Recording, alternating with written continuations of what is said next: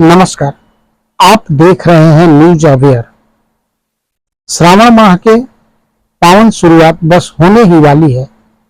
शिव भक्तों के लिए यह महीना आस्था, भक्ति और संयम का प्रतीक माना जाता है, लेकिन साथ ही भक्तों के मन में कई धार्मिक, आध्यात्मिक और व्यवहारिक सवाल भी उभरते हैं, जैसे व्रत की विधि, पूजा की शुद्धता और शिव कृपा पाने का सही मार्ग। इन्हीं तमाम जिज्ञासाओं का समाधान लेकर हमारे साथ जुड़ चुके हैं युवा विद्वान आचार्य सुधांशु चौबे। वेद, पुराण और शिव भक्ति के गहरे ज्ञाता हैं। तो चलिए करते हैं उनसे सीधा संवाद और जानते हैं इस सावन हम भगवान शिव की भक्ति को कैसे और अधिक प्रभावशाली बना सकते हैं। हर हर महादेव। आप सभी भक्तों को पवित्र श्रावण मास की हार्दिक शुभकामनाएं। तो श्रावण मास जो अभी हम लोगों के बीच सबसे बड़ा मन में सवाल उठता है यह है कि सावन कब से प्रारंभ हो रहा है। जी बोलिए। जी, श्रावण मास कल 11 जुलाई से प्रारंभ हो रहा है और श्रावण मास की समाप्ति 9 अगस्त को होगा। और इसमें जो है विशेष 4 सोमवार होंगे, जिसमें पहला सोमवार 14 जुलाई को, दूसरा सोमवार 21 जुलाई को और तीसरा सोमवार 28 जुलाई को और चौथा सोमवार 4 अगस्त को होगा। यह जो है श्रावण मास का सबसे खास दिन रहेगा। जी, तो श्रावण मास का शास्त्रों में क्या महत्व बताया गया है। देखिए, पौराणिक शास्त्रों के अनुसार तो श्रावण मास में जो है भगवान शिव जो है पृथ्वी लोक पे आते हैं और माता पार्वती अनेक भगवान शंकर को पाने के लिए इसी माह में बहुत कठोर तपस्या की थी और जिसका फल उनको जो है भगवान शंकर के रूप में प्राप्त हुआ था। तो यह पवित्र मास जो है अपने हिंदू के लिए बहुत ही बड़ा मास है। किसी भी मनोकामना को पूर्ण करने के लिए या किसी भी प्रकार का कोई में दुख और किसी भी प्रकार का कष्ट हो, उसकी मनोकामना की पूर्ण करने के लिए इस माह में रुद्राभिषेक होता है, जो बहुत फलदायी होता है। रुद्राभिषेक तो कभी भी हो सकता है, किसी भी महीने में हो सकता है, लेकिन श्रावण मास में अगर रुद्राभिषेक हो तो वह जो है मनोवांछित फल देने वाला और बहुत ही ज्यादा फलदायी होता है। आपने भगवान शिव का नाम लिया, तो आखिर श्रावण माह में भगवान शिव से विशेष रूप से क्यों जोड़ा गया इस महीने को। देखिए, भगवान शिव जो है बहुत जल्द ही प्रसन्न होने वाले देवताओं में से हैं। यह जो है बाबा औघड़दानी हैं, इनको जो है विशेष बहुत तप करने की इनके लिए जरूरत नहीं है। यह बहुत जल्द ही प्रसन्न हो जाते हैं भक्तों से। और भक्त को क्या चाहिए? भक्त को जो है भगवान का आशीर्वाद चाहिए। जो इस कली काल में सबसे जल्दी अगर कोई प्रसन्न होने वाले देवता हैं, इनके जैसा निराला कोई नहीं है, या किसी भी रूप में किसी भी समय प्रसन्न होने वाले देवताओं में से है। इसीलिए आपने एक दो और चीजों का जिक्र किया, जैसे इसमें सोमवार व्रत का जिक्र किया, तो सावन सोमवार व्रत का मूल आधार क्या है? यह किसी पुराण में वर्णित है क्या? हाँ, मूल आधार इसका शिव पुराण में वर्णित है। पहले से जो है पौराणिक कथाओं के अनुसार यह जो है भगवान शिव का सबसे प्रिय महीना है जी। और उसमें अगर सोमवार हो तो अत्यंत प्रिय है। सोमवार को व्रत जो करेगा उसका जो है मनवांछित फल की कामना करता है। अगर अच्छे मन से व्रत करता है, पूजन करता है, तो पौराणिक शास्त्रों में बताया है, शिव महापुराण में भी आया है कि उसका जो है जरूर फल मन की प्राप्ति होती है, इच्छा जरूर उसका पूर्ण होता है।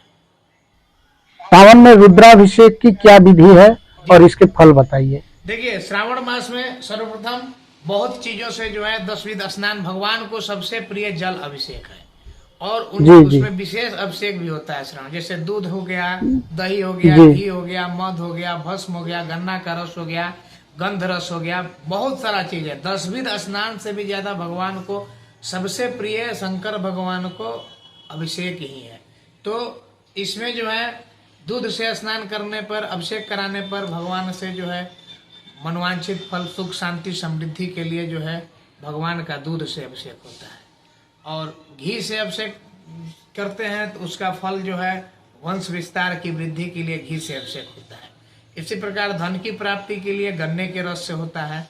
दही से पशु प्राप्ति के लिए होती है, अपना यश कीर्ति के लिए होती है।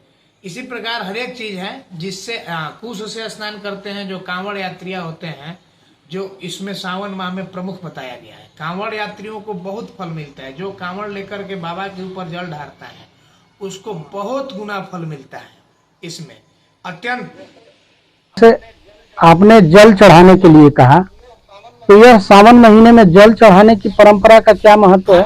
सबसे प्रिय है, सबसे प्रिय भगवान शिव को जलधारा ही है। जल प्रिय ही भगवान को सबसे आज। अगर आप दूध दही घी मध नहीं भी चढ़ाते हैं, एक लोटा जल अगर भगवान को देते हैं तो वह सबसे भगवान को प्रिय है। और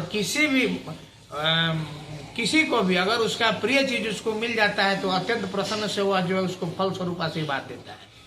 तो भगवान का भी यही है। एक और महत्वपूर्ण सवाल जो है, हम अक्सर यह क्षेत्रों में देखते हैं कि जैसे आपने रुद्राभिषेक के लिए कहा, तो कई ऐसे लोग हैं जो आर्थिक रूप से कमजोर हैं लेकिन संकोचवश वह किसी से कह नहीं पाते हैं, अपने अंदर यह रखते हैं कि हमारे पास इतनी मतलब पैसा नहीं है कि हम रुद्राभिषेक करा लें।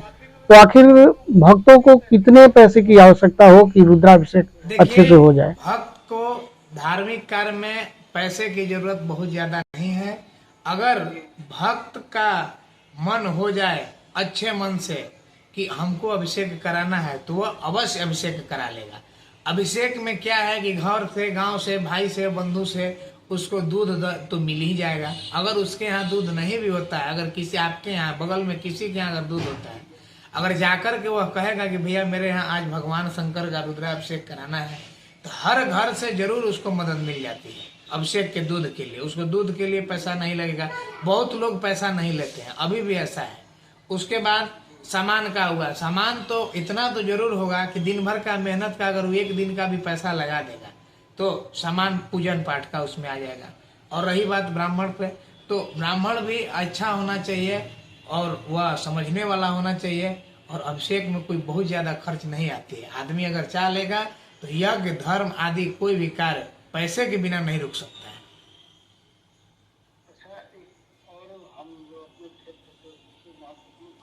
आज की युवा पीढ़ी सावन माह की पवित्रता को किस रूप में अपनाए?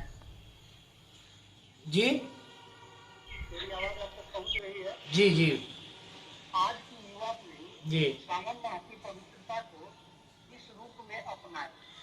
युवा पीढ़ी को तो सर्वप्रथम भगवान का भक्ति अपने मन को बदलना चाहिए। युवा पीढ़ी को ज्यादा से ज्यादा इसमें अपना समय निकाल कर भगवान का पंचाक्षर मंत्र या महामृत्युंजय का जप अपने जो है अंदर कितना हो व्यस्त हो, लेकिन उनको अपने लिए 5 मिनट का समय जरूर निकालना चाहिए।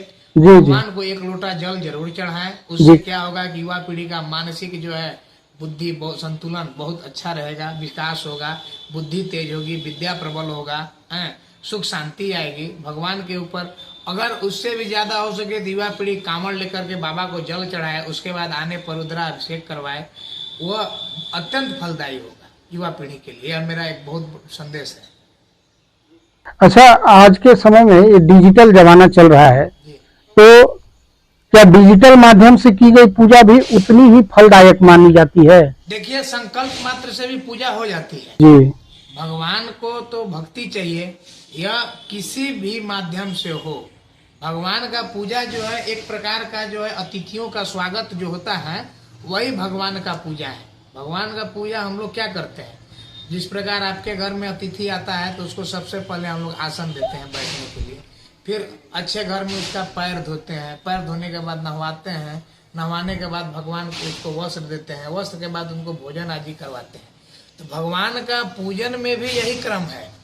भगवान के पूजन में भी सर्वप्रथम देखिएगा तो आदमी जो है भगवान गणेश का ध्यान करता है, फिर उसके बाद उनको आसन देता है, फिर उनका पैर धोता है, फिर स्नान कराता है, भोलेनाथ की अभिषेक करवाता है, फिर उनको वस्त्र आदि दे करके श्रृंगार कराता है, भोजन नैवेद्य आदि प्रकार का, और उसके बाद जो है भगवान की आरती होती है। तो यह देखिए, भक्ति भी एक प्रकार का आस्था है। ऑनलाइन से भी अगर संकल्प लेकर के उसके लिए कार्य किया जाता है तो वह भी फलित होती है, ऐसा है, शास्त्रों में आया है। अगर आप सक्षम नहीं है तो बाहर से भी जो है आपके नाम से अगर नामगोत्र से द्वारा हो जाता है तो वो भी जो है फलित होता है।